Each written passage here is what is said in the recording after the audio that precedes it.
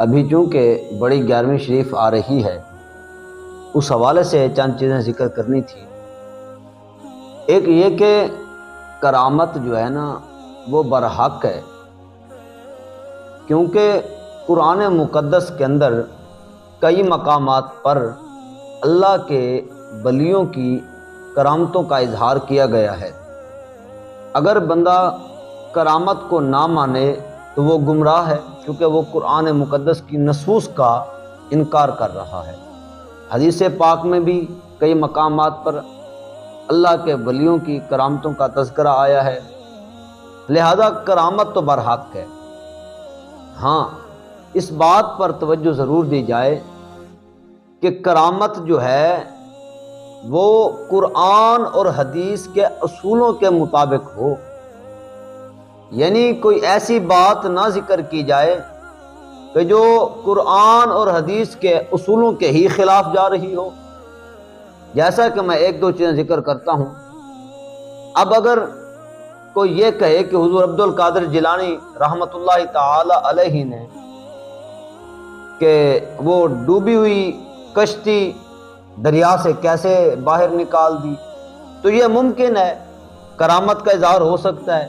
وہ کس طرح سے کہ اگر حضرت سلیمان علیہ السلام کے خلیفہ آصف بن برخیا پلک جھپکنے سے پہلے وہ ملکہ بلقیس کا تخت اٹھا کر لا سکتے ہیں، تو حضور عبد القادر جیلانی رحمۃ اللہ تعالی علیہ بھی وہ کشتی کو اوپر تار سکتے ہیں، پانی پر کشتی کو اٹھا سکتے ہیں۔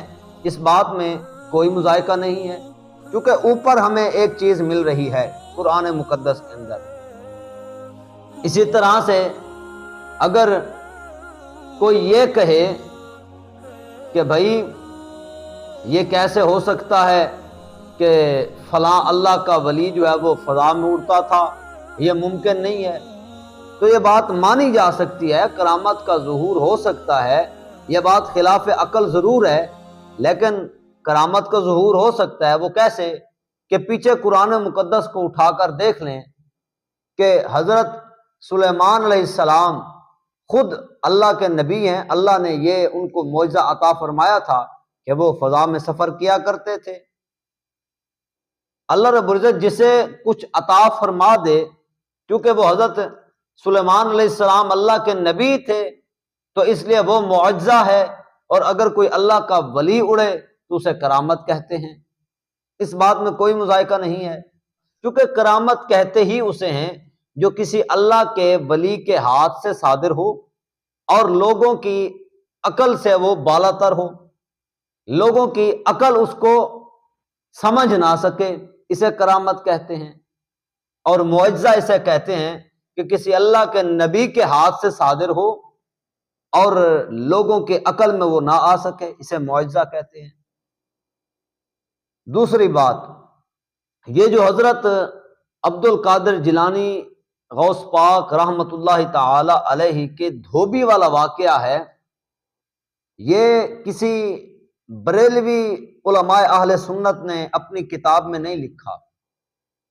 ہاں، کچھ بریلوی علماء نے اپنے ممبروں پر، سٹیجوں پر یہ واقعہ بیان ضرور کیا ہے، جو کہ غلط بات ہے، نہیں ایسا کرنا چاہیے۔ انصاف کی بات کر رہا ہوں، چاہے اپنے ہوں یا پرائے ہوں، کسی کو بھی یہ حق نہیں پہنچتا کہ وہ بندہ وہ کرامت بیان کرے جو قرآن و حدیث کے اصولوں کے بھی خلاف ہے، عقل بھی اسے تسلیم نہیں کر رہی۔ وہ جیسا کہ حضرت غوث پاک کے دھوبی کے متعلق آتا ہے، وہ لکھنے والے دیوبندی مولانا اشرف علی تھانوی نے اپنی کتاب کے اندر لکھا ہے کہ پہلی مرتبہ جب سوال کیا گیا من ربوں کا، دوسرا سوال کیا گیا ما دینوں کا، تو ہر بار یہی کہنے لگا کہ جی مجھے نہیں پتا، میں تو عبد القادر جیلانی رحمۃ اللہ تعالی علیہ کا دھوبی ہوں۔ تو عبد القادر جیلانی رحمۃ اللہ تعالی آپ تشریف لائے، آپ نے فرمایا چھوڑو اسے، جو پوچھنا ہے مجھ سے پوچھ لو۔ اب یہ بات خلاف عقل بھی ہے اور قرآن اور حدیث کے اصولوں کے بھی خلاف ہے، کیونکہ حدیث پاک میں آتا ہے کہ جب پہلا سوال کیا جاتا ہے تو یا تو وہ جواب دیتا ہے یا کہتا ہے ہاہو لا ادری، میں نہیں جانتا۔ اور جب وہ بندہ جواب نہیں دیتا تو اس کو پھر سزا بھی دی جاتی ہے۔ تو یہ واقعہ جو ہے یہ شرعی طور پر درست نہیں ہے، حدیث پاک اور قرآن کے اصولوں کے خلاف ہے۔